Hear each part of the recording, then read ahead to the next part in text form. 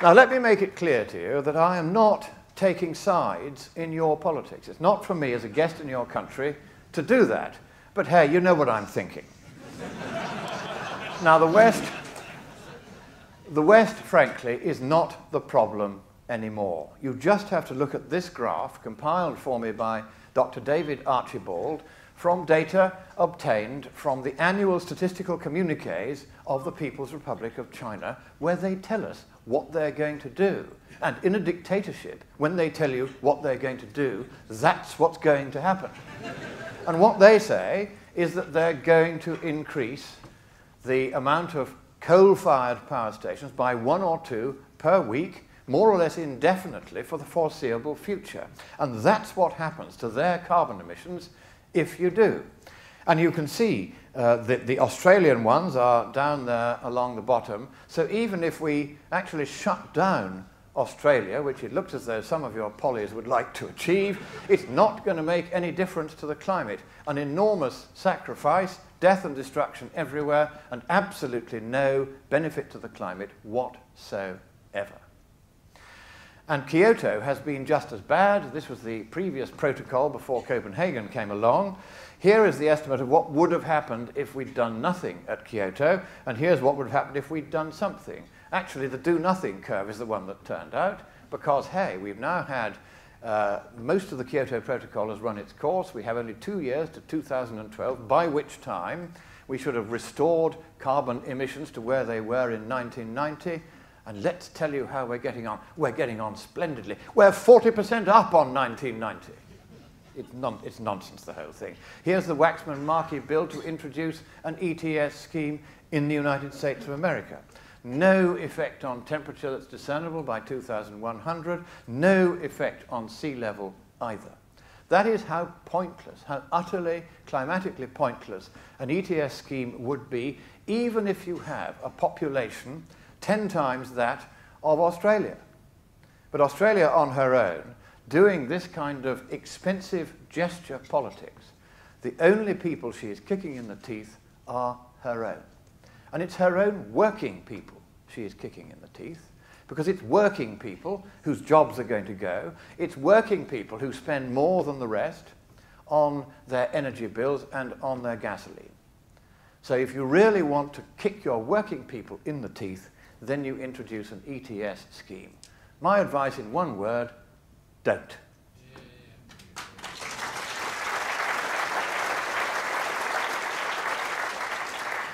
Now we come to one of the most interesting economic facts about this debate, which is that trying to stop the emission of carbon dioxide, or what is called mitigating climate change, by putting in ETS schemes or telling people they've got to close down their coal-fired power stations, whatever it is you might do, you can't drive your car more than 1 day a week or 1 day a month or whatever ghastly socialist regime they think up next. The fact is that is the most expensive and least efficient way to deal with a climate problem, even supposing that you've got one. It is focused adaptation, that tiny little green pimple on the right there, that costs far, far less and is far, far more efficient. In other words, if and only if you actually get climate change, in whatever direction you might actually get it, then what you do is you adapt to it and you pay the cost of adaptation at that point. And that is orders of magnitude, as you can see there, cheaper and more cost-effective than mitigation by the sort of measures which are being looked at already in practice in the EU, of course, already in practice in New Zealand, tried and failed in New Zealand once, tried and failed in the EU 3 times, and they're now trying it a 4th. And now you're going down the same slippery slope. Let me give you a story of what actually happens to people's jobs in the real world when you start playing this kind of game. Because the EU has an ETS scheme with actually a rather low price per tonne of carbon, so that it doesn't actually deter anybody much from emitting carbon. But even that rather low price is already beginning to destroy jobs in the United Kingdom. Why? Well, for instance, we have a steelworks at Redcar.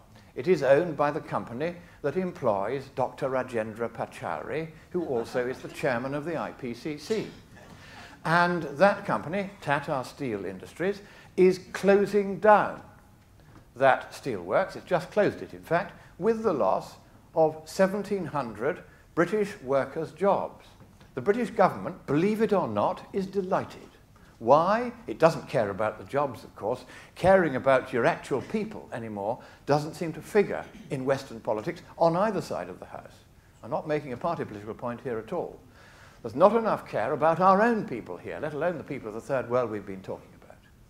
So what happened is they closed down the steelworks, and they were delighted because Britain gets carbon credits because it's closed down a big carbon-emitting industry in the shape of the steelworks. Tata Industries are transferring it, guess where, to India, which is where Dr. Pachauri comes from. And there, they're setting it up again, exactly the same steelworks, exactly the same method of emitting carbon dioxide to make the steel, exactly the same quantity per ton of steel, and they too are getting carbon credits because that steelworks there will be more efficient than it is in the United Kingdom. And what is the result? The result is that 1,700 honest, hard-working, trusting steel workers' jobs have been taken from under them. They've been thrown onto the scrap heap of history for absolutely no climatic benefit at all, solely because Europe has an ETS and India doesn't. And if you think that's sensible, think again. So now, the political cost. I want to talk very briefly about this because this one we may have won. We must be cautious because the forces of darkness are regrouping as we speak. They're going to have another go in Mexico. Yes, we drove them snivelling back into their noisome lairs at Copenhagen.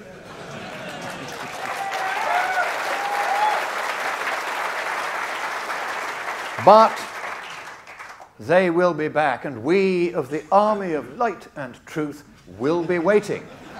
And here's why. This is what they tried to get away with. Now, what I'm going to show you now was buried on the website of the UN Framework Convention on Climate Change, buried there under the following sexy, catchy, and revealing title. Note by the Secretariat of the States Parties to the United Nations Framework Convention on Climate Change. And that was a two-page note. But my very talented colleague, Dr. Willie Soon, of the Harvard-Smithsonian Institute for Astrophysics, who reads everything and is suspicious, thought that the file size of that document, publicly available on the UN's website, seemed a little long just for a two-page note.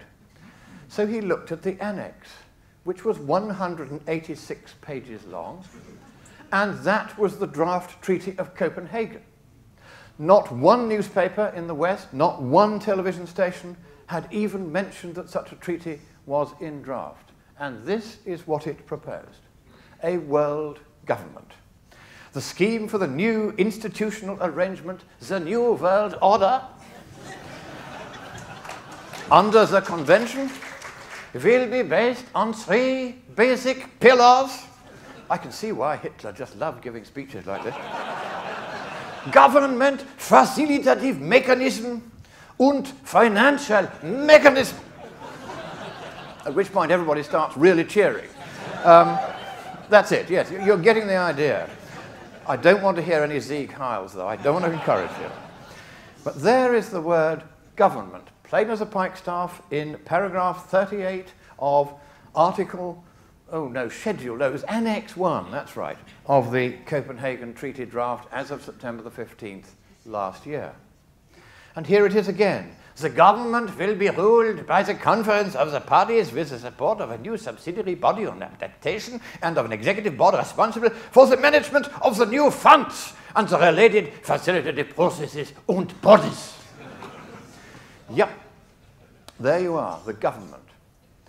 And the facilitative mechanism was going to give them the right to interfere, among other things, in all formerly free markets. Now, most of us here would probably agree that the free market, whatever our politics, is on the whole a good thing. Well, that's not what this treaty said. This treaty was going to let the market rules, the conditions under which all markets operate, be set by this new government.